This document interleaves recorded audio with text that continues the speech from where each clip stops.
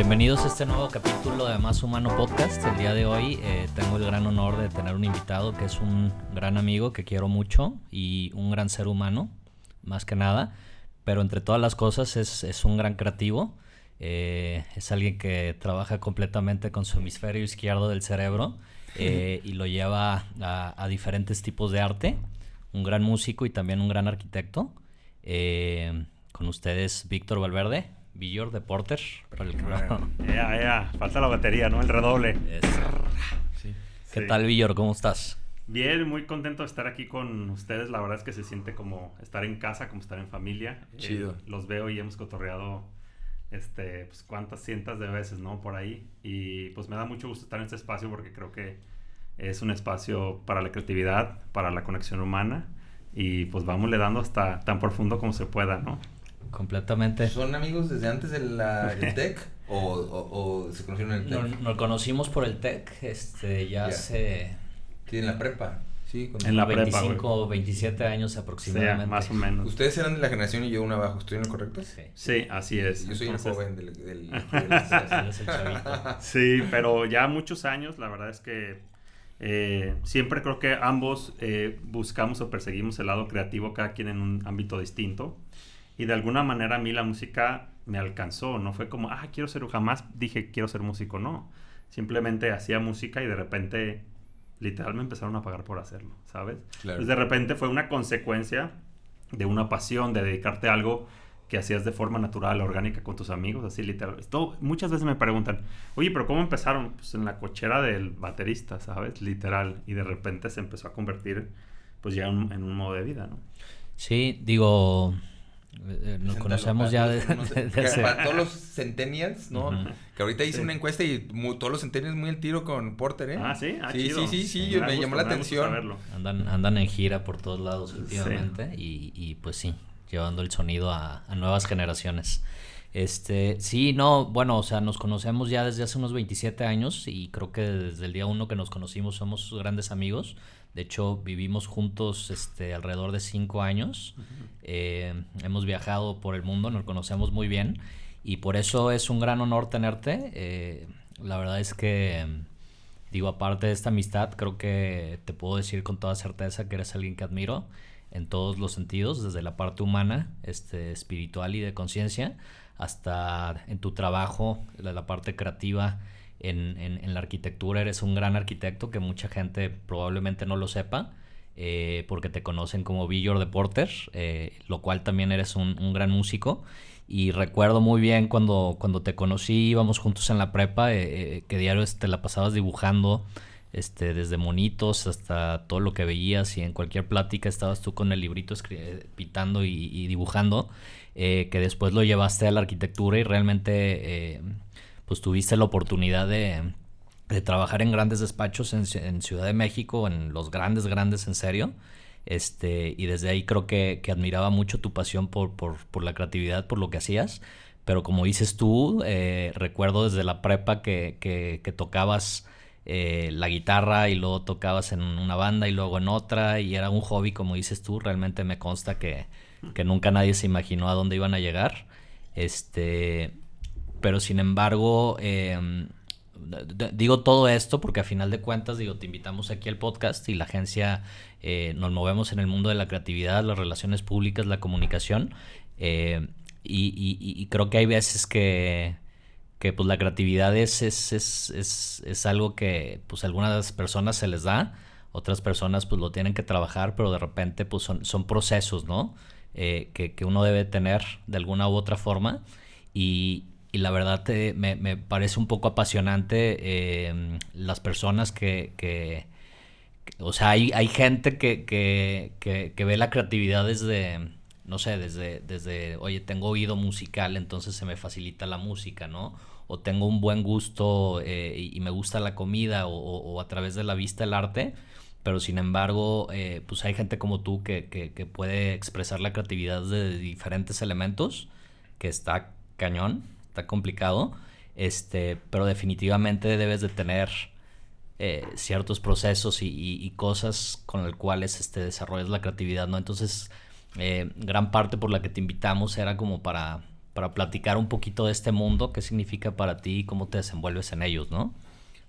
Pues para mí la creatividad siempre es como ir por la tangente. Es como muchas veces se nos presentan las cosas como son las reglas sociales, las reglas estructurales, políticas, económicas y para mí, inclusive de la música, ¿no? Los cánones dentro de la música. Y creo que la creatividad para mí es pues desarrollar un pensamiento crítico que te ayude a ir por la tangente, a ir en otra dirección a la que tal vez el canon está marcando. Entonces, creo que la creatividad para muchos de los que somos músicos es algo muy nato, es algo que traemos desde muy chicos, que ya sea que se nos haya detonado por alguna experiencia de vida o que simplemente sea parte de nuestra personalidad.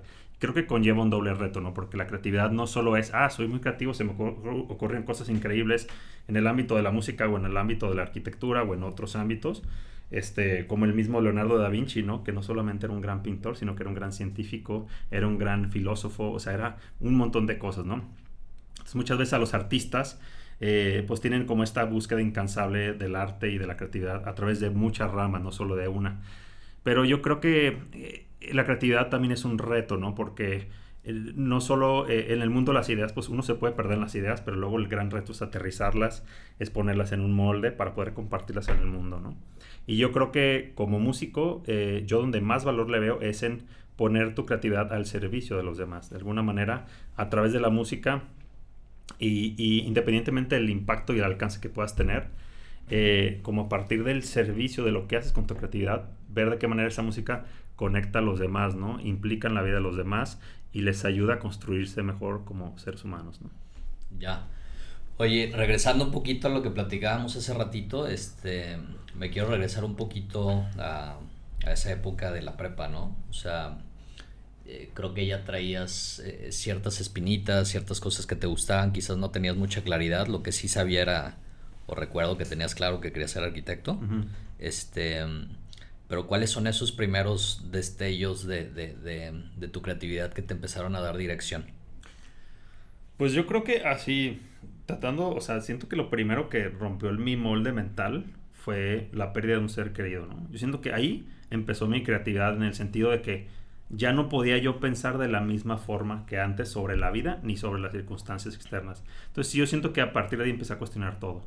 Empecé a cuestionar la existencia, las formas, la religión y después ya en la prepa y en la secundaria fue cuando lo puse en práctica. ¿Qué hacía? Agarraba el Paint, ¿se acuerdan del programa Paint de aquel entonces? Y dije, pues puedo dibujar aquí, pues voy a vender logos, ¿no? Y empecé a hacer logos dibujados en Paint. Y luego descubrí que estaba Photoshop, y luego descubrí que estaba Illustrator. Y entonces en la prepa lo que hacíamos en mi negocio era literal hacer diseño gráfico a toda la universidad, ¿no? Y entonces así empecé, ¿no? Lo mismo en la música, ¿qué hacíamos? Hacíamos canciones y que buscábamos festivales o lugares donde tocar nuestra música, nuestro arte. Entonces al final era mi canal de expresión frente al mundo y creo que los artistas viven mucho de eso, ¿no? De poder expresar su arte y poder comunicarlo hacia el mundo y creo que eso es como de alguna manera nuestra forma de conectarnos con la realidad, ¿no? A través de esa comunicación del arte, ¿no? Y sí, fue, pues en la prepa estaba haciendo diseño gráfico, estaba haciendo música y fue justo cuando salí de prepa, que me fui a viajar un tiempo a Londres y regresé, que empezamos Porter, ¿no? Empezamos la banda. Entonces empiezo, la banda pega a los 6 meses. Entonces de repente yo estaba estudiando mi carrera de lunes a jueves y de jueves a domingo estaba yéndome de gira, ¿no? Todos los fines de semana. Un proceso súper intenso y súper pesado, pero de alguna manera estaba en los 2 lugares que más quería estar. ¿Fue en la prepa? No, fue justo arrancando la carrera, perdón. Ya. Entonces, pues fue un proceso complicado, porque de repente le llegó la fama muy rápido a la banda, explotó, llegó a Radio Nacional número 1, a Televisión número 1, estaba en todos lados, y nosotros teníamos 20 años, ¿no? Entonces imagínate vivir eso a los 20 años cuando no tienes todavía herramientas pues de manejo emocional, de manejo social tan desarrolladas y te tienes que afrontar una situación así. Entonces, hubo que usar mucho la creatividad para eso también, para saber sobrevivir al proceso y así empezó un poco, pues más o menos palabras, la historia de la creatividad en mi vida, ¿no? Ya, y ¿cómo lidiabas en ese momento? Porque hubo algún momento, digo, obviamente terminaste tu carrera y realmente eras alguien bien aplicado independientemente de de esa doble vida que estabas viviendo en ese momento, pero ¿cómo vivías esa dualidad? ¿No? O sea, ¿no hubo algún momento donde se te ocurrió decir, ¿sabes qué? Mejor me voy al 100% a la música? Yo creo que la viví con caos, pero con luego estaba leyendo un libro que habla sobre el Zazen, que dice que por más caos que intentes crear, el caos lleva un orden, ¿no? Entonces tenía un caos ordenado, ¿no? De alguna manera era muy aplicado en mi escuela, pero era pésimo para entregar a tiempo los trabajos, por decir, ¿no? Era fatal. O sea, siempre mi problema con todos los maestros es que siempre entregas súper tarde. Está increíble tu proyecto, pero no lo terminas, ¿no? Y yo siento que mi cabeza estaba más en la música que en la arquitectura en ese momento, pero la arquitectura también me llenaba tanto que le dedicaba, o sea, me acuerdo que en los concursos siempre me iba increíble, siempre ganaba premios, pero no llegaba a tiempo a la clase, ¿sabes? O sea, ahí el tema de la puntualidad me pegaba muchísimo y siento que fue una de las patas donde tuve que cojear, ¿sabes? O sea, tenía tantas cosas a esa edad que pues de alguna pata tuve que cojear, ¿no? ¿Cómo pude salir adelante? Pues con una profunda pasión por ambas cosas, ¿no? Y una convicción muy clara de que, sobre todo de familia, ¿sabes qué? Si quieres dedicarte a la música, dedícate a la música. Y eso lo agradezco muchísimo a mi padre porque él me dijo, ¿sabes qué? Si quieres dedicarte a eso, pues va. Pero él siempre decía al principio, pero está la arquitectura y te va a ir bien y es muy apasionado. Como los futbolistas, ¿no? Totalmente, güey. Sí, mi papá, así, haz de cuenta que yo era un futbolista y entonces te está diciendo, oye, pues está increíble tu carrera, pero, pues, o sea, pero la música, pero, pues tu carrera no la dejes, ahí se gana bien, te puede ir bien, es una buena universidad, Y como que me quedé con eso y dije, bueno, está bien, él está haciendo un gran esfuerzo porque yo estudié, me gusta mucho la arquitectura, la voy a estudiar, terminé mi carrera, medio año después de que lo tuve que haber terminado. Pero sobre todo lo interesante es que en el lapso de la carrera, desde que yo empecé a los 20 años hasta que lo terminé a los 25, mi papá cambió su manera de verme y de ver la música, de cómo la veía al principio a cómo la veía cuando yo tenía 24 o 25. Primero era vete por la carrera, vete despacio, no pongas todos los huevos ahí, ¿no? Y después de 3, 4 años era como, no, pues es que si la carrera es o sea, si la música es a lo que te vas a dedicar, adelante, oye, se ve que les va increíble, oye, ahorra, oye, invierte, oye, ¿qué onda? ¿Cómo le vas a hacer? O sea, su perspectiva cambió completamente porque se dio cuenta que el proyecto estaba siendo un éxito en ese momento. Fue muy, muy, muy, muy exitoso durante 4 años ininterrumpidos. O sea, realmente te estoy diciendo que estábamos en todos lados. O sea, no, yo me acuerdo, lados. Yo sí me queda clarísimo. Y creo que pues también mi papá, mi familia empezaron a darse cuenta que esto realmente pues era un proyecto serio, que era un negocio, que yo estaba muy comprometido con la música y creo que finalmente lo entendieron, ¿no? Yo también creo que eres un fenómeno en el sentido de que, o sea, mi experiencia de ti, y hasta donde te conozco, es que creo que eres un gran ser, o sea, aparte de ser muy creativo, eres muy buena persona. O sea, eres un cuate que creo que estás forjado con unos valores y unos principios que se experimentan. Cualquier persona que le ha tocado conectar contigo se siente, güey. O sea, eres un güey súper claro, súper honesto, súper educado, súper amable, súper atento. Llegas, te preocupas, o sea, siempre buscas hacer que... Nunca en mi vida me ha tocado escucharte hablar mal de alguien, ni jugando ni chismeando, güey. O sea, es algo muy impresionante y eso habla mucho de ti, ¿no? Y también creo que esa manera tan positiva, relajada y creativa, pero muy con ciertos valores y siempre principios que no hablas de ellos, pero se nota que los vives, creo que es algo que también te da muchas herramientas para ser lo que yo le llamo ser sano, ¿no? Una persona sana que no tiene que lidiar con handicaps emocionales o cosas perceptuales con los que cada quien lidia o con actitudes que luego te juegan en contra, ¿no? Y creo que eso permite también que tus hard skills se puedan desarrollar porque tienes unos soft skills que muy, muy sanos y muy arraigados y cualquier dinámica vas a seguir siendo sano porque es una persona sana. No sé. Totalmente, sí. Y te voy a decir algo, sobre todo en la industria de la música se presta muchísimo a malos hábitos, ¿no? A súper mal dormir, a consumir todo tipo de sustancias, estar de fiesta todo el día y todo se vuelve muy accesible, todo se vuelve muy fácil, ¿no? Entonces, yo creo que ahí doy muchas gracias por todos esos valores, esos fundamentos que yo tuve desde muy joven, porque yo fácil pude haberme hecho el super rockstar de que, sí, yo y mi música y todos nosotros como banda, ¿no? Pero creo que algo que me sirvió mucho y es como siempre verme en el camino de la montaña hacia la punta, nunca verme en la cima, ¿no? Y mucha gente decía, no, es que están en la cima, no, y que ustedes, y que y dentro de la industria, todo el mundo como que te echa flores y te va bien, ¿no? O sea, de repente te empieza a ir bien y todo el mundo te avienta flores y todo el mundo te invita y todo el mundo esto y lo otro, aquello. Y yo como que nunca me terminé de ver en la cima. Y siento que eso me ha ayudado mucho, me ha dado como un caminar como que conlleva cierta humildad y decir, yo siempre estoy subiendo la montaña, porque el día que esté en la cima lo único que queda es bajar. Entonces, me gusta verme mucho así, me gusta verme mucho como en construcción, en desarrollo, y tampoco no tomarme tan en serio a mí mismo, ¿no? Como decir, es que yo soy el rockero, o yo soy el gran arquitecto, o lo que sea.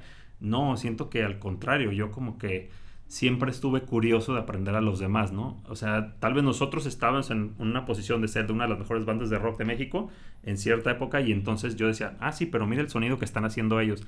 Pero vete a esta otra banda que está empezando, que mira lo que están haciendo.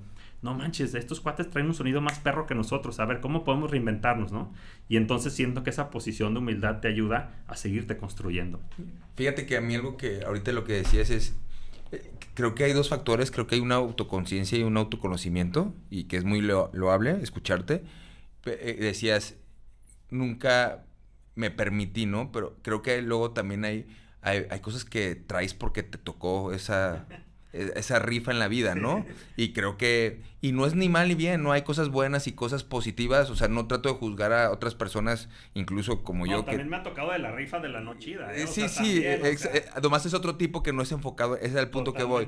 A ti nomás son otras áreas de oportunidad que no se ven en eso, ¿no? Que otros también le juegan en contra, ¿no? Que se pueden subir a la tortilla muy fácil o sus cambios emocionales o sus trips personales, incluso, o sea, de la misma banda, ¿no?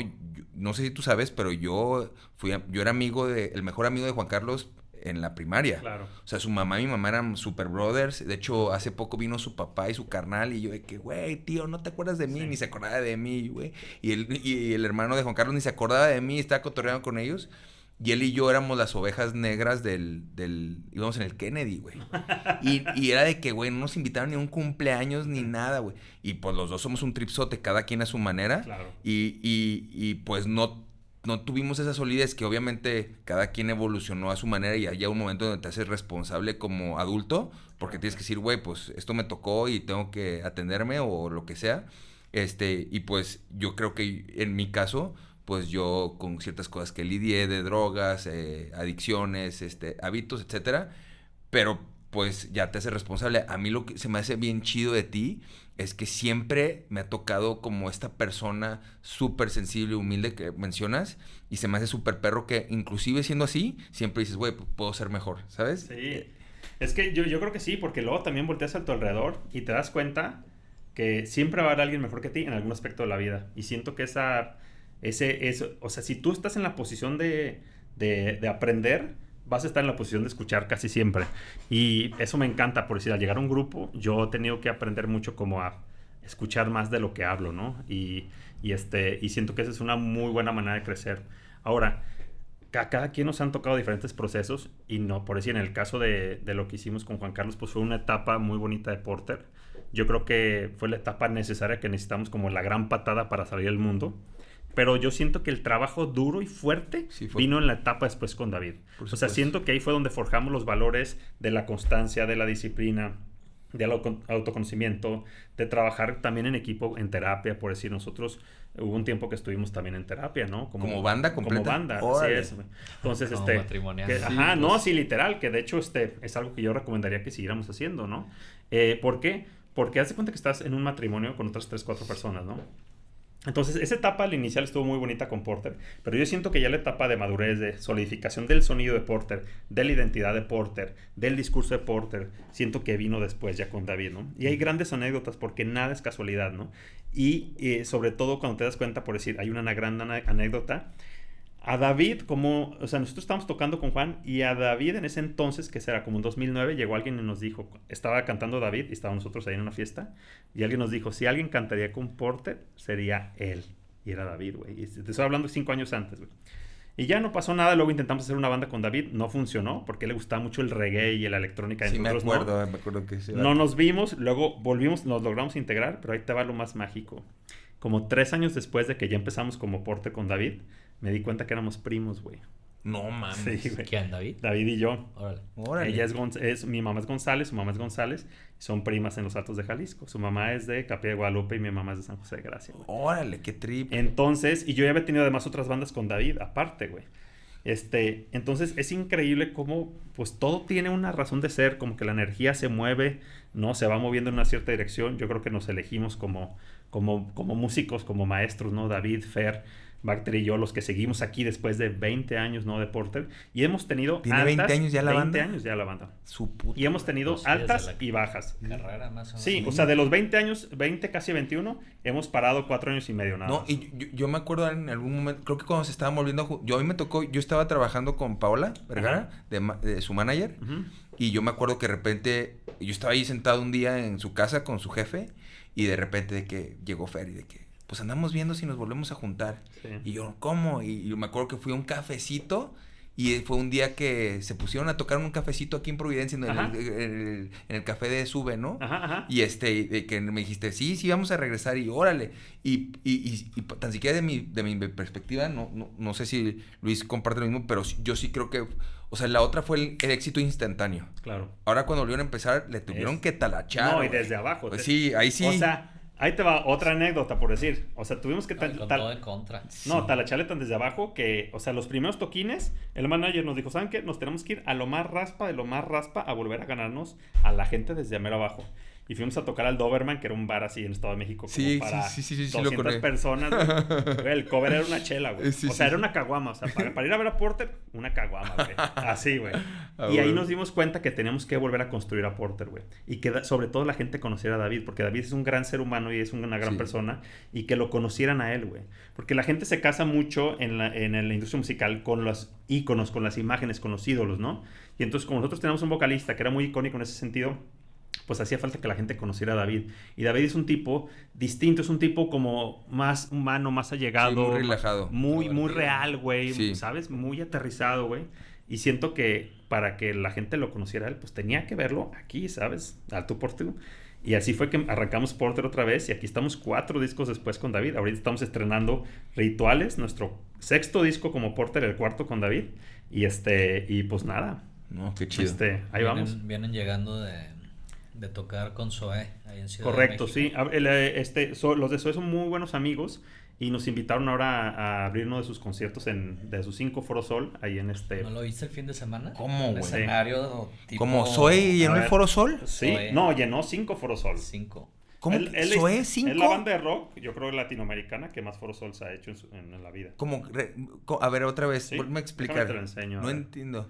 O sea, Esto se los ponemos ahí en el corte. Zoé hizo 5 Foro Sol. O sea, ¿5 días seguidos? O sea, me estás diciendo... Ya van 2, faltan 3. O sea, me estás diciendo 3 más que Oasis. Sí. O sea, casi ¿Cómo, güey? los mismos que Metallica. No sé. Yo creo que Zoé... Pues lleva rato que no tocaba. Sí, güey, Zoé pero no al- seas... O sea, No, pero estamos hablando de unas 350,000 personas. Sí, güey, o sea, 350,000 boletos vendidos. estamos hablando... Bueno, No, pero no sabes el escenario, o sea... ya. A ver, déjame ver. calidad, Aquí como que es un búnker y como que esto no... Sí, no, tendríamos no, que la señal. tendríamos que pasar la señal. Pero, Pero bueno. ahorita se los ponemos a todos Ahorita, ahí ajá. en el video. Sí, Y- por aquí estaba. No sé si ustedes tengan señal, pero bueno. Tocamos en el estadio GNP con Zoé, que además son grandes amigos. Y pues un poco pues, también, había como unas 60,000 personas. Y un poco también eso va encaminado a la promoción que le estamos haciendo a David. Son 75. Si estaba lleno, son 75. Ah, pues 70. Porque cuando yo fui a ver Oasis y el Liam Gallagher gritó, ¿qué pedo? ¿Cómo estar con 75 mexicanos y tal? Ay, Sí, dije, sí. Acá. Pero 5, güey, qué 5. loco. Sí, o sea, realmente yo creo que Zoé con este logro está demostrando que es, yo creo, la banda de rock latinoamericano en español más importante. No, de la nadie va a década. llenar 5 veces el... Obviamente es el sueño de todos nosotros. Ya, A mí Claro. me encantaría que Porter fuera hacia allá. Vamos a hacer, de hecho, un auditor nacional Órale, ahora felicidades. en febrero. Órale, chido. Digo, son menos personas, son como 11,000 o 12,000 Sí, personas de más todo, o menos. pero está muy grande ya, 12,000. Pero Ya lo han hecho. sí, ya lo dos, hemos tres hecho. veces, ¿no? O sea, lo más grande que hemos hecho ha sido el Palacio de los Deportes, que son como 15,000 personas más o menos. Eso fue hace 2 años. Ahora volvemos al auditorio y obviamente el sueño de Porter es hacer un estadio GNP, claro. O sea, ¿por qué? Porque, pues, número uno, hemos estado en la constancia de trabajar por eso años, en la certeza de que es lo que queremos hacer y yo creo que lo vamos a lograr, pero pues siento que el último paso es el paso más grande de todo. Por supuesto. Sí. Oye, y una pregunta. ¿Qué percibes la diferencia entre, no sé, tengo la idea de que el tapatío es como el lema del mexicano que no está tan orgulloso de los mexicanos? Que nadie es profeta en su tierra. Pero es normal, creo que en Guadalajara la mayoría de las, al menos en el tema musical, o sea, como que hasta que no te reconocen en Ciudad de México, en otro lado. Pero siento que hay un malinchismo en ciertas cosas tapatías, en ciertos... Nosotros nos pasó justo cuando íbamos empezando, que le preguntaban otras bandas por nosotros y todo el mundo nos hacía fuchi, de que, ellos que ni nadie los conoce, ¿sabes? Nos hacía súper menos de que, ¿cómo esos morritos qué? ¿Por qué están en la radio? ¿Por qué están en la tele? ¿Quiénes son? No son nadie, no han hecho nada para ganarse eso. Y siento que hay una cuestión de la supuesta meritocracia de que, es que como no te has ganado tu puesto, tu lugar, no deberías de estar ahí, ¿no? Cuando en realidad la música es muy fluctuante y muy fugaz. O sea, muy de repente, orgánica. En un segundo, en una semana, de repente te puedes ir al cielo. Sí.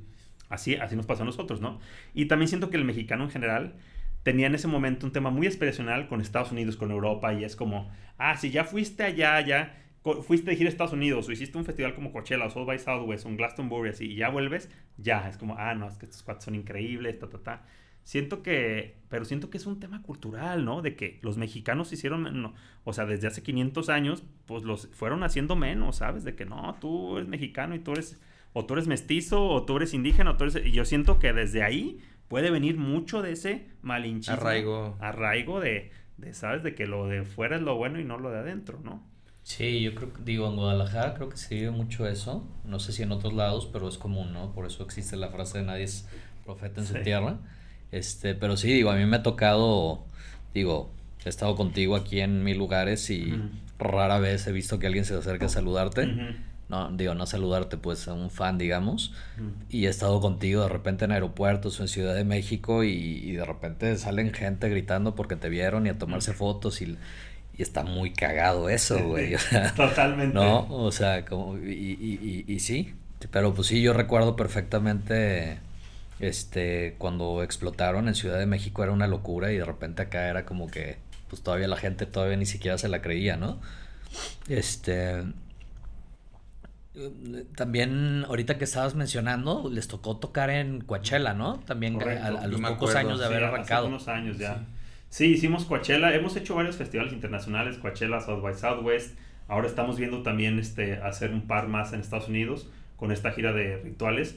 Y sí, es una gran oportunidad para ir y ponerte con los grandes exponentes del mundo, ¿no? O sea, digamos que es como ir y participar en estos eventos donde se supone que están todos los proyectos de los que están más en boga de todo el mundo, ¿no? Claro. Es esta licuadora de proyectos exitosos del mundo, ¿no?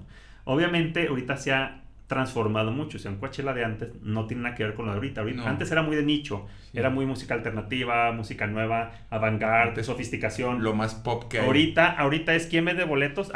Pues los que más venden van a Coachella. O los que más plays tienen en Spotify, ¿sabes? Y que eso es medio engañoso, no sé si sabían, pero no necesariamente las bandas que tienen muchos listeners en Spotify completamente o muchos seguidores en Instagram o en TikTok significa que van a vender boletos, güey. Esto es impresionante porque muchos artistas de TikTok que les va cañón, de repente quieren salir a vender boletos y no porque no conectan emocionalmente con el público a través de la música o ni siquiera saben hacer una puesta en escena, ¿no? Musical. A nosotros nos pasa mucho con el festival que tenemos. Y de repente cuando estamos hablando con los patrocinadores nos dicen, oye, queremos este artista. Y le decimos, güey, ese artista es muy grande, pero no vende un boleto. Hay que es un ticket seller, pero es que no lo conozco. Pues que no es que lo conozco, es que venda boletos, güey. Lo que quiere es que la gente vaya, no te está haciendo un concierto privado. Y también siento que también ha evolucionado mucho en el sentido de por ejemplo, Coachella es una experiencia. Si yo no le llamaría un festival, yo he tenido la fortuna de ir a, por ejemplo, me tocó Lollapalooza. Y para mí, pero también fui hace 15 años, ¿no? 10 años, no me acuerdo, 10 años creo. Y fue muy experimental. O sea, yo me acuerdo que, güey, ahí yo no me iba ni a los foros, ni a los main stage, me iba a los chiquitos. Y me tocó conocer a esta banda australiana, ¿Tame Impala o quién?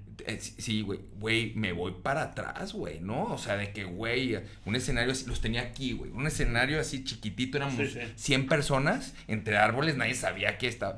Y ahí era eso. Ahora ya no, ya vas a vivir una experiencia completa. Es como una experiencia de marketing. Yo el año pasado que fuimos juntos, yo le decía, es que esto no tiene, o sea, la música es el punto principal, pero ya no es ni la música, es una experiencia que te estás estimulando, es como un TikTok gigante, güey, que nunca para, güey. O sea, es como, o sea, así lo escribí, güey. Yo no tomo, güey. Ajá. Y yo no podía... Ya somos dos. Yo no podía entender cómo podía estar de las 2 de la tarde a las 2 de la mañana sin estar cansado, cuando normalmente a las... Es que no se puede, humanamente según yo no se puede. O sea, los diseñados están los festivales están diseñados para estar, o sea, pues puesto en la fiesta, ¿sabes? Sí, completamente. Estar conectado, estimulado al 200%. O sea, esa es la realidad, la verdad. No, pero ese Coachella sí es otro nivel de estimulación. Sí. O sea, no hay un segundo que no haya algo que te esté No, y además está lleno de artistas, de figuras, ¿no? O sea, como que hay de arte, visuales, música. Las marcas, lo que le meten a las experiencias, a los pop-ups, o sea, yo sé que, güey, yo no, o sea, neta no paraba y cada detallito, y la verdad es que los güeyes han hecho, o sea, es otra cosa, ya, eso ha cambiado ese trip completamente. Pero yo creo que va a haber muchos géneros de festivales, ¿no? Van a estar los festivales de nicho, los festivales tal vez inclusive más old school también, sí, claro. Los festivales super marqueteros, o sea, siento que va a empezar a ver dentro de los festivales nichos de festivales. No, y eso ya se ve, o sea, hasta aquí en México pues, están festivales mucho más alternativos, pequeños, boutiques, etcétera. Oye, Víctor, hablando de la música un poco, igual, digo, mucha gente que nos escucha, probablemente les interesa saber un poquito sobre cómo se vive hoy en día en la industria de la música, o sea, siendo músico, estando allá adentro. O sea, cómo hoy en día alguien que aspira a ser músico... ¿Monetiza? O sea, no cómo monetiza, o sea, ¿qué le puede esperar a una persona que aspira a vivir de la música? Híjole, qué buena pregunta. Mi primer consejo es que le diría a todas las personas como tengan su tema económico resuelto. ¿Qué significa esto? Primero, aunque sea para comer y para dormir, ¿no? ¿Por qué? Porque, digo, yo mismo lo viví. Siento que es una industria tan fluctuante, tan cambiante. De repente puedes durar 1, 2, 3 años invirtiéndole mucho dinero a tu disco. O sea, grabar cuesta, producir, marketing, ¿no? Relaciones públicas, buquear, o sea, todo cuesta. Entonces, el inicio conlleva inversión, ¿no? Y no todo el mundo tiene la posibilidad o la oportunidad de pegar el guamazo desde un inicio. Entonces, yo lo que le diría a todos los morritos que van empezando, como se escuchaba mucho en Estados Unidos, de que, sí, Taylor Swift trabajaba en una tienda de, ¿sabes? De que servía papitas en un McDonald's, ¿no? O de que, o sea, hay muchas, no sé si se han dado cuenta, pero en Estados Unidos hay muchas estas historias, ¿no? Sí. De que, tal artista trabajaba en una ferretería y de repente le pegó. Yo les aconsejaría lo mismo. Es como, resuelve tu tema básico de vida, así, lo más mínimo, indispensable, y el resto dedícaselo completamente a tu pasión. ¿Por qué? Porque es una industria muy fluctuante. Porque es una industria de paciencia también, pues sobre todo muchos morrillos de la generación Z que conozco, o sea, quieren pegar en 2 meses, en 6 meses. Sí, así. un Mis sobrinos que son músicos. Un TikTok. Sí, mis sobrinos que son músicos, de que tienen un año de que, güey, es que no he pegado. Tengo 19 y si no salgo cuando tengo 19, pues ya voy a tener 20 y voy a estar bien ruco. Y le digo, no, compa. No seas mamón. O sea, Siddhartha pegó cuando tenía 40, güey, ¿sabes? O sea, ¿sabes? 40. O sea, sí, yo creo que ahorita tiene 47, 48. Pero, o sea, pegó, o sea, su golpe duro fue como a los 40, güey. Sí, entonces, fue con el disco Ajá, cuando sacó 0-0. Entonces, yo lo que les digo es una carrera de mucha perseverancia, de mucha resistencia, de mucha constancia. Y yo también recomendaría como de que aprendan sobre el negocio, no sobre la música, porque es algo que yo me he dado mucho cuenta que se meten a la música, sí son súper buenos guitarristas, vocalistas, así, pero no saben ni un pepino del negocio. Entonces firman un contrato que no les conviene, de repente venden sus masters desde un inicio, 2, 3 discos, no tienen para comer durante 5 o 6 años, pero ahí están haciendo música para la disquera. Entonces yo lo que les recomendaría es como que aprendan del negocio, que entiendan cómo registrar su marca, cómo proteger su marca, cuál es el valor de los masters, el valor de lo editorial, cómo funcionan los streamings, cómo funciona el booking, y que estudien un poco de todo eso y luego se avienten al mundo, ¿no? Con su talento, porque creo que sí tienen que ser hoy en día todólogos. O sea, sí tienen que saber un poquito de todo, de redes, un poquito del negocio, obviamente de su crear musical y todo eso. Y aunque la canción finalmente y la música es el corazón, el conductor, y lo que va a aventar para arriba, yo he conocido bandas que suenan impresionante, con rolas impresionantes, que nunca han sido nada a nivel público, y música fatal, que está en el número 1. Entonces, eso dice mucho. No, yo también, digo, hablando hace ratito, te decía el tema del hemisferio izquierdo del cerebro y el hemisferio derecho tiene que ver con la lógica, ¿no? Y la parte más administrativa, contable, numérica quizás. Y pasa mucho eso, ¿no? Que luego al artista se le complica un poquito la parte de los números o la parte administrada, ¿no? Uh-huh. Y evidentemente, pues ahí hay gente que pues le puede ir muy bien por su talento, pero a la hora de la hora pues tiene que hacer el doble del esfuerzo para entender y saber manejar y administrar la parte numérica, ¿no? Totalmente. Yo como músico ahorita, o sea, ¿cuáles son mis oportunidades de negocio? O sea, ¿de dónde gano dinero como músico? Ok, como músico hay muchas fuentes. Hay quienes están haciendo, por decir, dinero a través de las redes sociales, a través de monetizar TikTok o Instagram, ya sea a través de, o YouTube, a través de plays, a través de sus contenidos de su canal, o a través de marcas, relaciones con marcas. Ese es un brazo que ahorita está empujando fuerte por ese lado. Para bandas más convencionales, tradicionales, ¿cuál es el ingreso más fuerte? El booking, que son conciertos. O sea, tener una buena puesta en escena. O sea, por decir deportes, estamos hablando, yo creo que el 75% de los ingresos vienen de ahí, ¿no? El 20% tal vez vengan de streamings, todo lo que son la propiedad de los masters, que es ser dueños de nuestra música y ponerla en las plataformas para que pueda ser tocada. Órale. La tercera parte sería la parte editorial, que es a través de las sociedades de autores y todo eso. Es cada que tu canción es tocada o en la radio o en la televisión o en cualquier lugar, eso genera regalías de ejecución pública, ¿no? Y editoriales. Entonces toda esa recaudación pues va para el artista también. Entonces si vamos enumerando, pues tenemos lo que son redes sociales, contenidos con marcas, lo que es conciertos, lo que es streaming, lo que son regalías editoriales, y ya después vendría tal vez sincronizaciones, que es, logré colocar mi canción en una película, en un comercial, sí, ¿no? Órale. En un capítulo de no sé qué. Entonces yo creo que esas serían como las 5 fuentes principales en las que un músico pudiera crear. ¿Toda la banda domina como tú? No, yo soy muy clavado. Sí, güey. me imagino que yo tú... soy muy clavado. Sí, todos están bien felices yo de tenerte. Yo soy el empresario de la banda, Sí, no, evidente, dije, no seas cabrón que todo el mundo habla así, güey. No. No, lo tienes súper claro, güey. No, sí. Y también, o sea, está no muy por cagado. echar, no por... No, sí. Está muy cagado porque, digo, obviamente, pues lo vives todos los días y es parte de tu rol en la banda también este tipo de temas. Sin embargo, pues también es algo que, pues, has tenido que aprender con el tiempo y Totalmente. Yo tuve que aprender, sí. Yo la primera vez, yo no entendí del mundo de la industria hasta que no firmé un contrato y este contrato se ejecutó. Dije, ya entendí cómo funciona este tema, güey. Sí, pues sí. Cuando viste cuando no te pagaban, sí, que no te pagaban de nada. Sí, pues así uno aprende cagándola. Dije, es que yo leí, me metí a todo lo legal cañón. Y hasta que no leí el contrato, hasta que el contrato no fue ejecutado, yo lo leí 3 veces. Hasta que no empieza el proceso de que, ya entendí el negocio. Ya entendí por qué las disqueras son lo que son, por qué los managers son lo que son, por qué las agencias de booking son lo que son y por qué el artista es lo que es. O sea, lo entendí, te lo juro que fue como, wow. Y siento que y de alguna manera yo adopté ese papel en la banda, ¿no? Como en la parte más protegiendo el negocio, protegiendo la estructura. Obviamente, pues hay varias familias que comen de esto, no solo nosotros 4. Nuestro equipo, o sea, somos nuestro equipo de staff, ¿no? Que son 8 personas.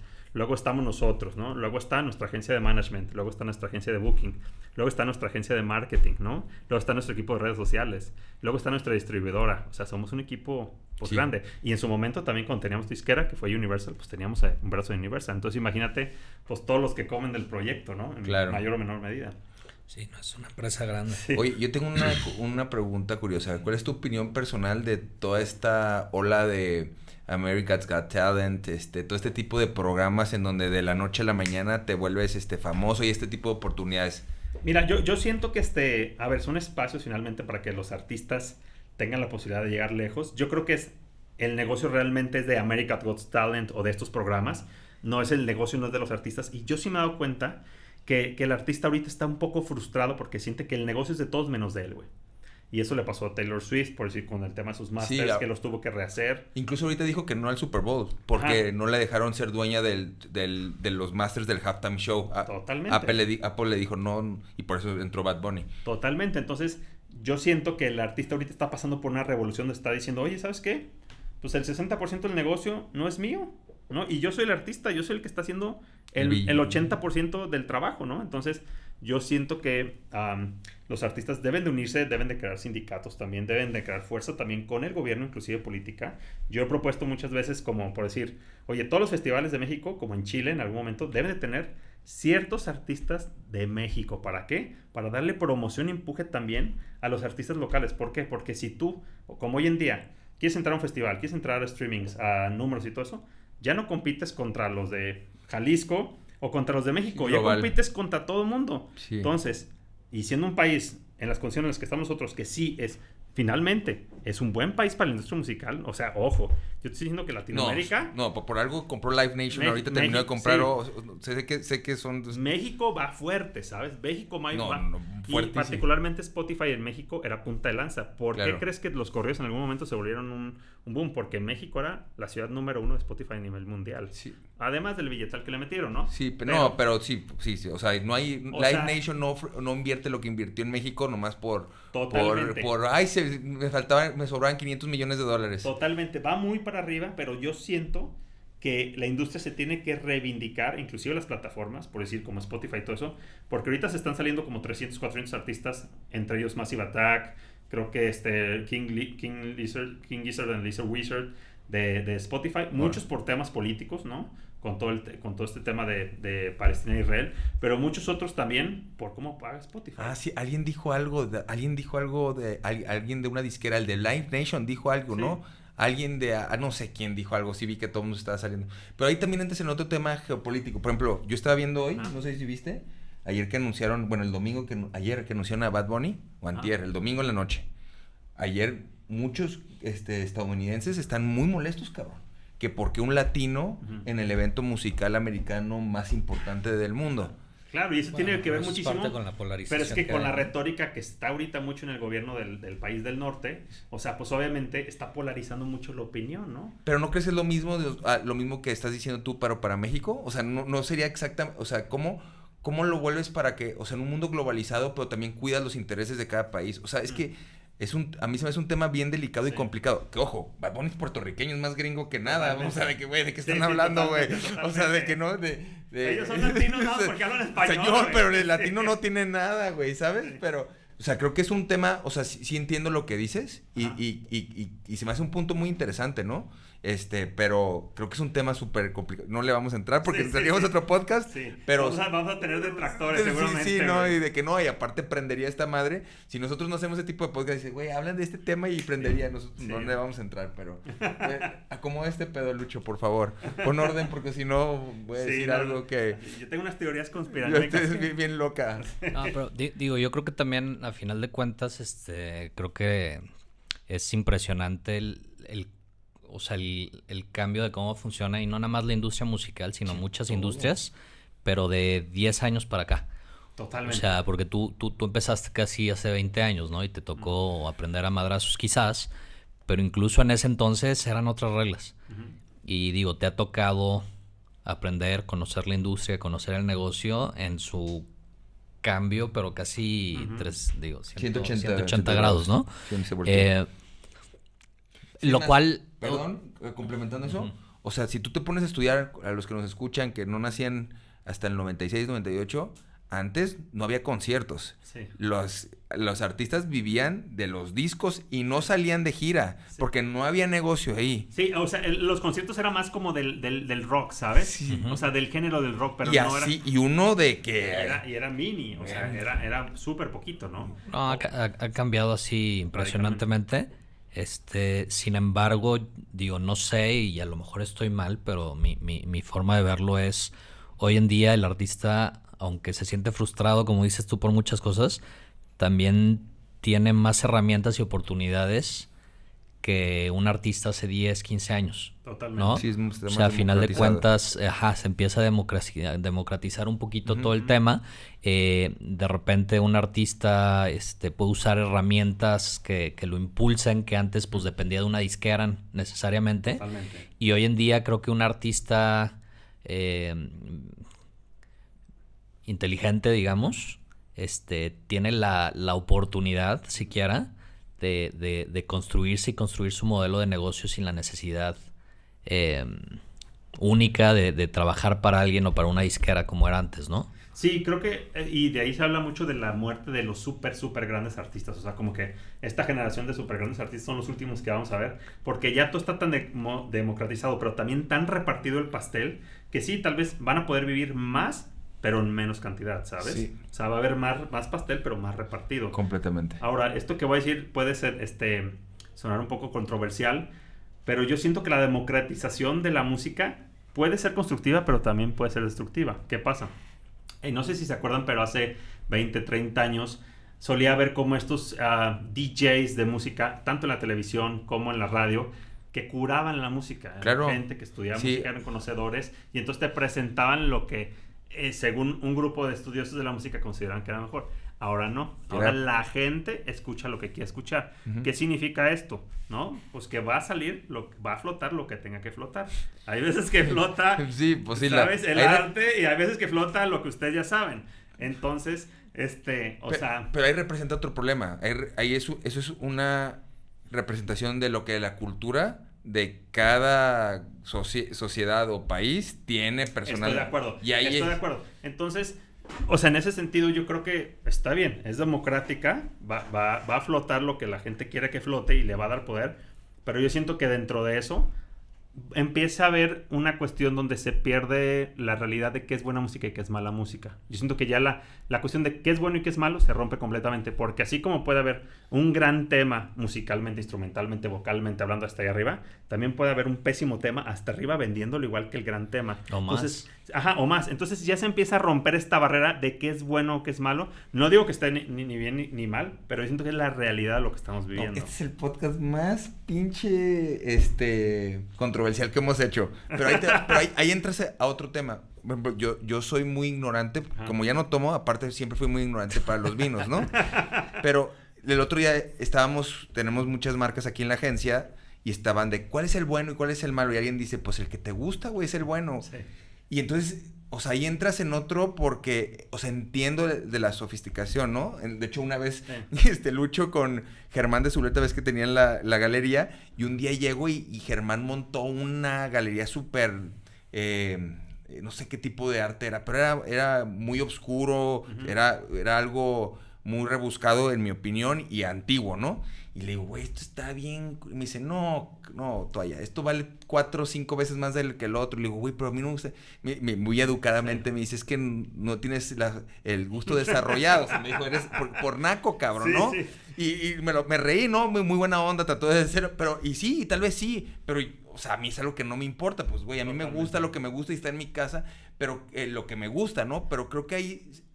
O sea, le veo los pros y los contras. Sí, tiene de dos lados, sí, negros y blancos. Sí, no, y eso te lo digo a alguien que yo no soporto los corridos tumbados, o sea, mi cerebro siente que va a reventar, pero pues es lo que, o sea, esos cuates están vendiendo lo que nunca se había vendido en la historia y ahí a la gente le gusta, güey, ¿qué haces con eso, güey, no? O con el hip hop en Estados Unidos también, pues es lo que es, ¿no? Totalmente. O sea, pues... Yo ahí lo que creo es que, o sea...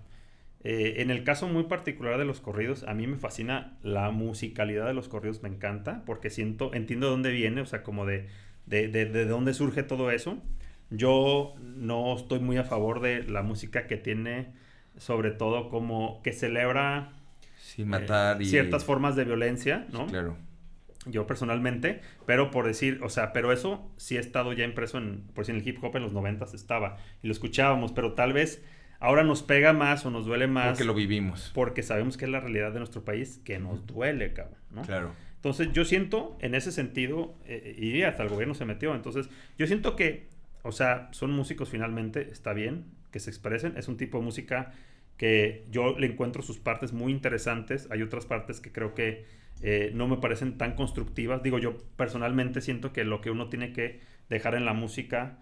no es la realidad, sino yo creo que es una semilla para que este mundo se construya mejor a sí mismo. Pero hay otros músicos que dicen, no, es que tal vez yo quiero que el mundo vea cuál es la realidad que yo vivo, ¿no? Que era lo que decían los hipoperos en Compton. Está muy legal, güey. Cada quien, ¿no? Cada quien. Pero yo sí creo que entonces hoy en día se empieza a desdibujar, así como lo decía Zygmunt Bauman en la modernidad líquida, se empieza a borrar qué es bueno, qué es malo, qué que sí, que no, ¿sabes? Que es música incluso, ¿no? Ajá. ¿Qué es y qué no es música, no? Sí, que es música y que no es música, Sí, totalmente. sí. Ajá, tal cual. Entonces, creo que esto se puede llevar una hora de trip, o sea, yo creo que no vale la... O sea, vale la pena en otra ocasión. O sea, clavarnos en esto. Yo lo que sí creo es que que la música conlleva responsabilidad y que el mensaje conlleva responsabilidad, ¿no? Entonces, repito, yo no estoy ni a favor ni en contra de ningún género. Yo lo que creo es que, desde mi perspectiva, la música tiene una responsabilidad de un mensaje hacia los demás que va a hacer eco hacia los demás. ¿Por qué? Porque tienes poder de comunicación, ¿no? Entonces, ¿qué mensaje y qué huella quieres dejar tú hoy en día, sabes? Recuerdo que hace como un año conocí a uno de los colaboradores que hacía el iPhone 5 y 6, Geoffrey, un gran amigo, un pichi genio, güey, que trabaja con Steve Jobs, diseñando el iPhone 5, creo, ajá. Hace algunos años. Ahí era de su grupo de 12, 13 diseñadores, ¿no? Su madre. Y yo le platico, oye, Geoffrey, ¿cómo es la experiencia? Me decía, güey, la neta, Steve Jobs era un hombre muy infeliz, güey. Muy infeliz, güey. Y no se llevaba bien, a nadie le caía bien, güey. Entonces sí, podría ser el genio más increíble de todos de haber creado un super celular y una super computadora, pero cómo era a nivel humano con todos los que lo rodeaban, ¿no? Y entonces conocer a alguien que lo tenía de cerca, que trabajó con él, me dio mucha perspectiva. Dije, órale, qué interesante. Entonces, otro gran amigo, Alberto Padilla, que no sé si ya vino aquí con ustedes al podcast. No ha venido. Es amigo y... Ajá, otro gran empresario. Es cliente nuestro. Le mandamos un fuerte saludo. Un super empresario de aquí de México. Muy trucha. Que lleva Brick. Nunca se me va a olvidar el día que me dijo, güey. Y yo le dije, oye, ¿quién es tu modelo a seguir? ¿Quién es tu role model? Qué buena pregunta. Y me dice, es mi tío, güey, ¿no? ¿Cómo que tu tío? Oye, pero pues tú haces empresas de software que van para los billones de pesos, ¿no? Y me decía, no, pues es que pues yo veo a mi tío y él en sus diferentes ámbitos de su vida. Muy equilibrado. O sea, como en su chamba, con su familia, con sus amigos, con su entorno, cómo se cuida, pues yo veo que es alguien muy querido, alguien que construye mucho su comunidad, Entonces dije, órale, qué interesante que alguien que está construyendo una billion dollar company, de repente su role model es su tío, güey. Porque se da cuenta que para él el éxito es la integración de todos los ámbitos de la vida, no solo el económico, o el empresarial, en bienestar, ¿no? Y eso me ha abierto a mí muchísimo los ojos de qué músicos valoro, qué músicos aprecio, ¿no? A quién absorbo, o arquitectos, ¿no? A quién le absorbo conocimiento y darnos cuenta de que sí, muchas veces vemos mucho a las grandes figuras, ¿no? De las empresas, pero pues muchos de ellos pues tienen un montón de broncas también, ¿no? El caso de Elon Musk, ¿no? O sea, sí, es un ultra empresario, pero pues, hay una gran población de Estados Unidos que no lo simpatiza nada, tiene muchísimos problemas con su familia, con sus hijos, ¿no? Entonces, como, ¿qué es el éxito, no? No, y incluso hasta en el aspecto creativo, mi artista, no como música, porque no creo que tengo algo preferido, pero al que más admiro y el que se me hace más atractivo creativamente es Kanye West. Para mí ese güey sí rompe las barreras de la música, lo cultural, y ve el mundo de una manera diferente. Es como Steve Jobs, como Da Vinci. O sea, creo que son personas que... Claro. O sea, es un trip. Pero pues como humano dices, chale, güey. Sí, o sea, yo siento que... Hay áreas de oportunidad que... Pero escucho sus discos, sus propuestas y digo, esto es otra... O sea, ¿cómo le llegan estas ideas, cabrón? Ahora, hay otros músicos que tal vez no son tan exitosos como Kanye West, pero son más integrales. Platicamos hace rato, como el caso de Rick Rubin, ¿no? El productor Rick Rubin. Sí, ese güey también. El caso de Jacob pues Collier. Es igual de exitoso que... Sí, pero en un ámbito distinto, ¿no? En un ámbito distinto, o el caso de Jacob Collier, ¿no? Este chavito que es un ultra genio para hacer música y conecta con las audiencias, que estuvo hace poco en Guadalajara. Y que digo, órale, qué interesante el camino de estos cuates, ¿no? Claro. Que no solamente son unos genios musicales y unos top of the tops en su ramo, pero y aunque tal vez no sean tan famosos como Kanye West, dejan mucho en su comunidad, dejan mucho en su sociedad, en su círculo, dejan mucho conocimiento, ¿no? Y de esa manera, pues no sé, por lo menos empiezan a hacer referencia para mí como músico y son mis role models, ¿no? Qué chido. Pues yo creo que conlleva mucho también con, ahora sí que, niveles de conciencia. Y a final de cuentas, pues también hay un músico que ahorita puede estar hablando de violencia y de todo y evolucionará en cierto punto a otra cosa. Ahorita que hablabas de la realidad de los corridos mexicanos y lo que cantan, o sea, pero hay contrastes, ¿no? Como el mismo Porter que al contrario, ¿no? Trae un mensaje de conciencia o un mensaje mucho más, como dices tú, pensando en sembrar algo, ¿no? Y así hay un montón de bandas o mismos artistas que han pasado de un lado al otro, ¿no? Y también o sea, pues tiene que ver con el momento que están viviendo o lo que están, en lo que se están convirtiendo o evolucionando, claro, a final de cuentas. Que no significa que necesariamente eso es lo que vende más, ¿no? O sea, no, completamente. O sea, cañón. Sí, no te en el caso de Gillette, ¿se acuerdan de la que es You gotta lick it before? O sea, ¿sabes? O sea, fue un hitazo. No, Ili Vanilli, ¿no? O sea, de repente, o estos hits que de repente, o sea, que tú, o sea, que tú tengas un propósito en la música, un mensaje que tú creas que es constructivo por la sociedad, no significa que vas a ser necesariamente un producto de éxito comercial. Entonces, hay que entender un poco cómo esto es, oye, hasta dónde queremos empujar, qué es importante para nosotros, cuáles son los valores que sí queremos incorporar, cuáles no, qué nos permite, o sea, esto que nosotros hacemos, hasta dónde nos permite llegar, ¿no? Hay otros músicos que, por decir, están cambiando de género en género hasta que les pega, ¿no? Ellos yo creo que son más actores que artistas. Yo siento que el artista es alguien mucho más entregado y no puede no ser él, ¿me explico? O sea, es alguien que se entrega completamente a su arte, se pierde en su propio arte, y esto lo leí hace poco en un libro, no me acuerdo cuál, pero el artista es el que se desdibuja la relación de él con su arte, ¿no? Y se pierde en él completamente.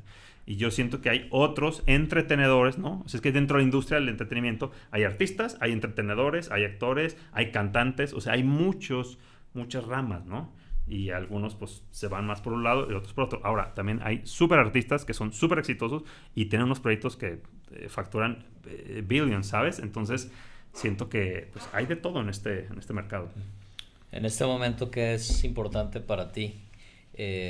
Hablando del momento que estás viviendo, tanto como tu carrera como la música, ¿qué es lo que ves que sigue? Ok, para Porter lo veo muy claro. Creo que a mí me gustaría que Porter se convirtiera en una de las 5 bandas más grandes de rock de México de los últimos años. Me gustaría que esto se convierta o siga convirtiéndose en una empresa mucho más sólida, mucho más consolidada, que todos podamos de alguna manera libremente y tranquilamente vivir de la música, tanto nosotros como todas las familias que nos rodean y que están en nuestro equipo. Esa sería una prioridad número 1.